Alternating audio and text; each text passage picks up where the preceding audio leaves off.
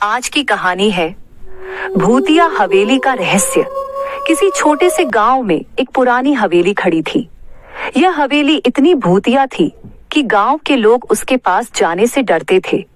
कहा जाता था कि इस हवेली में एक बुरी आत्मा का वास था जो रात के अंधेरे में आवाजें करती थी। लेकिन एक दिन रचना और उसकी सास सावित्री देवी अपने हवेली में रहने के लिए आ गए। रचना एक नई बहू थी जो अपनी सास के साथ मिलकर हवेली में नए सिरे से शुरुआत करना चाहती थी। सावित्री देवी जो उम्र दराज थीं, बहुत चुप चुप सी रहती थीं और हमेशा एक अजीब सी सर्दी महसूस करती थीं। रचना के लिए यह एक नया अनुभव था क्योंकि वह हमेशा एक खुशहाल माहौल में पली बड़ी थी। लेकिन अब उसे अपनी सास के साथ इस वीरान हवेली में रहना था। यहाँ तक कि उसके पालतू कुत्ते शेरू को भी हवेली के अंदर अजीब महसूस होता था। वह अक्सर गहरी रातों में घर के कोने कोने में भौंकता था, जैसे उसे कुछ दिखाई देता हो। रचना को समझ नहीं आता था कि यह हवेली इतनी डरावनी क्यों है। एक रात जब वह और उसकी सास सो रहे थे, अचानक हवेली के अंदर से बुरी आवाजें आने लगीं। किसी ने गहरे गुस्से में चिल्लाने की आवाज दी और हवेली का दरवाजा अपने आप खुलने लगा। रचना डरते डरते अपने कमरे से बाहर निकली और देखा कि हवेली में एक रहस्यमयी सफेद आकृति खड़ी थी। वह आकृति रचना की तरफ बढ़ी और अचानक गायब हो गई। रचना चौंकी और अपनी सास से पूछा, माँ, ये क्या था?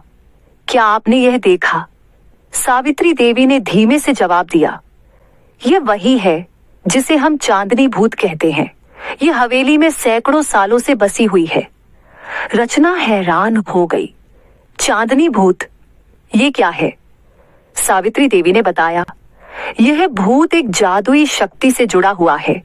कई साल पहले इस हवेली में एक तंत्रिकीय प्रयोग किया गया था, जिसके बाद यह भूत इस हवेली में बसा। यह हर रात अपनी शिकार को ढूंढने के लिए निकलता है, लेकिन यह सिर्फ उन पर हमला करता है जो हवेली के अंदर जादू से जुड़े होते हैं। रचना ने सोचा कि शायद यह एक बुरा सपना था, लेकिन अगली रात फिर वही हुआ। इस बार शेरू ने बहुत जोर से भौंकते हुए एक अंधेरे कोने की ओर दौड़ते हुए अपने पैरों से कुछ खरोंच दिया। रचना ने शेरू को बाहर लाने के लिए उसे पुकारा, लेकिन वह कहीं नहीं दिखा।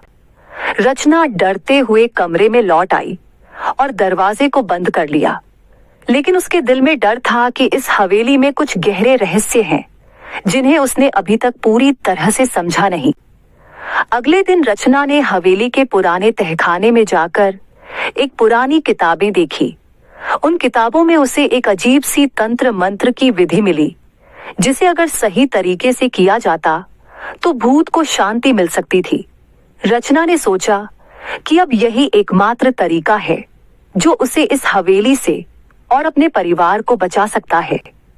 शाम होते ही रचना ने अपनी सास से यह बात साझा की और सावित्री देवी ने कहा, तुम्हें पता है ये काम बहुत मुश्किल है।